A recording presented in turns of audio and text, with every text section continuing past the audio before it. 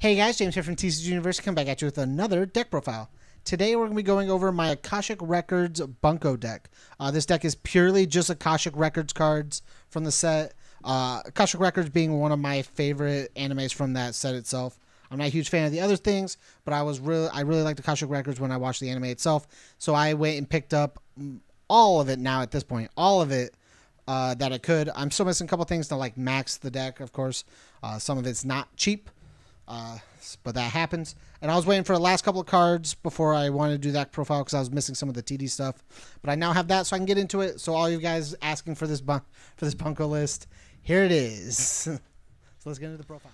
Okay, guys. To start us off, we're just gonna. I think I put it mostly in like level order, but I'll talk about some of the combos interchanging between them. The first thing we're going to talk about is the Inherited Magic Sistine. This is just on reverse. You look at the top 3 cards. You can add one of the reveal cards to your hand and then drop a card. This just kind of cycles your deck, gets bad things out of your hand to produce good things. It's a very cool combo piece later in the game. We'll talk about it then. We have 4 of the Gentle Smile Rumia. It's the pay one. Search one, right? Oh man, reading the wrong one here. That's too shiny. Pay one, you drop a card from your hand, and then you look at the top 4 and add 1 card to your hand. You don't have to tell your opponent what it is. You just add any card you want. It's a real good card. Drop a card you don't like. Try to pick up something you do. It's really good. Cycles through your deck.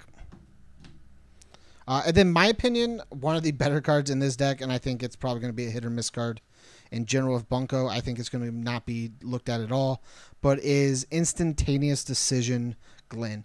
This card is very cool in the fact that you just tap 2 of it. You tap 2 cards. I usually end up somehow having 2 of this on board by itself. But you tap 2 of it. You mill the top 2 cards of your deck, and then you pick up a card from your discard, your waiting room, equal to the levels combined. So like if you hit a level 2 and a level 1, you can pick up to a level 3, which is really good.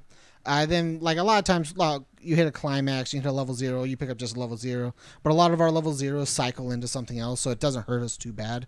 And at the cost of just 1 stock, you can kind of pick up almost anything you want mid to late game, which is really, really good. Then we have one of my least favorite characters in the show, but his card's okay. It's Twinkling of the Star, Albert. Albert says when you play him, you give 1,500 to a character on board. And then when it becomes reversed in battle, your opponent can draw a card, drop a card. So them drawing a card, dropping a card is not very good for us. It lets them cycle their deck. But giving 1,500 makes them a solid board state presence early game. So it's not terrible. And then we'll get into level 1s. We have Riel, the unique Mage Corps member, Riel. This is the 1065 that says when it becomes reversed, it goes to the bottom of your deck, and it is not allowed to side attack. This card is our main board state presence early game if we can get it out, and our opponent doesn't. Like, it just sits on board because it just gets over the bigger 1/0s, the smaller 1/0s. Things that can't get over 6/5 are very, like, few and far between. Most things, like your good ones, hit like 6, and 6/5 just sits above. So like if you're able to just control this, it's really, really strong. And then if not, it goes to the bottom of your deck and you just see it later. Then we have 2 of the promo. This is a long name.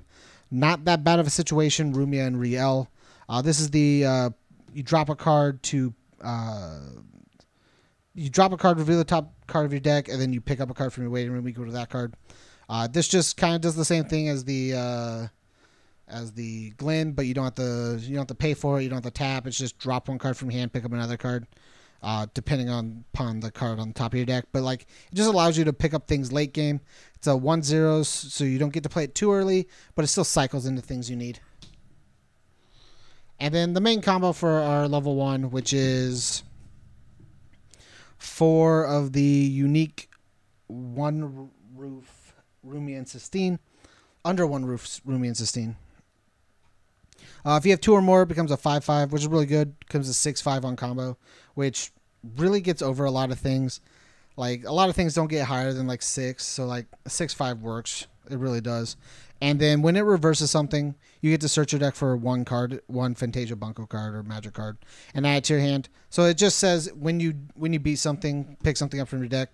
So you get to do a lot of cool things. One of the problems I'm having so far with the deck, just being like being an Akashic Records deck, is sometimes you run into clunky hands, and if you don't get this on board, sometimes your late game board presence isn't as good because you didn't get to search your free cards. But sometimes you just have to figure out how you want to play it and how you want to like finagle all that. Then we get into our level 2s. We're playing 2 of the 2/5 extra 1,000 backup. It's one of the only it's the only backup we play. It's just a simple backup. It gives 3/5 to something. So if you want something to live, you get to let it live. We're playing 2 of the greatest mage of on the continent, Silica.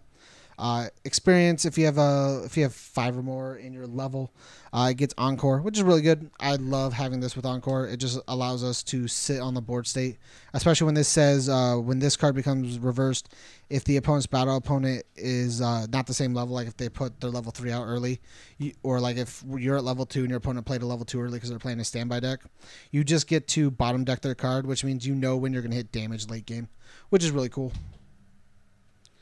Then we have 2 of the 2/1 Mind Made Up Sistine from the TD. This was one of the last cards I was waiting on because I didn't pick up any of the TDs because I only needed the I only needed the Akashic Records card. It's an assist that gives all characters +X 500 times their level.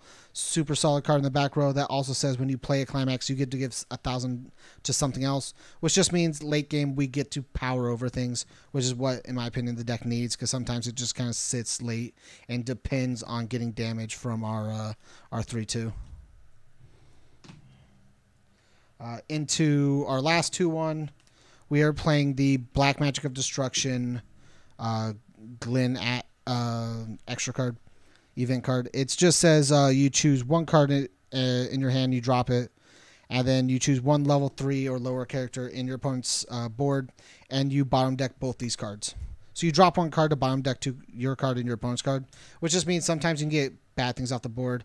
Your priestesses that are causing you problems, your I believe it's Rider is the right one I'm thinking of. The green 2/1, the green 3/2 from Fate that also does like Neg Soul and whatnot. That doesn't cause you problems. You just get them off the board and you don't have to worry about it. And you have extra that you know where that damage is later. So now we're getting to level 3. We got the 4 Kindness and Strength Rumia. This card says you can early play it if you have 4 more dudes on board. Once you play it, you can heal 1 from your clock to your memory, and then you can pay 1 to put 2 cards from your hand into your waiting room to double something's damage, double something's strength, which is super incredibly cool if you really just need to get over one thing. And to me, in this deck, it's a little lackluster because you don't get a lot of hand advantage that often, so you want to kind of keep what hand advantage you have. So I more or less don't use that ability too much, but you get to play the early play and heal, and you kind of try to stay as low as possible till you get to late game. And then the last guy in our deck, or girl I guess, is Pure White Dress Sistine. When she's placed on board, you get to choose 1 of your opponent's characters and then return it to their hand, and then this card gets a 2k bonus, so it becomes a 12k immediately. Then the climax combo is pay 2, put 1 of the inherited Magic Sistine, like I said, we'll need this card later, from your hand into your waiting room. This ability I can only activate up to 1 time on this character.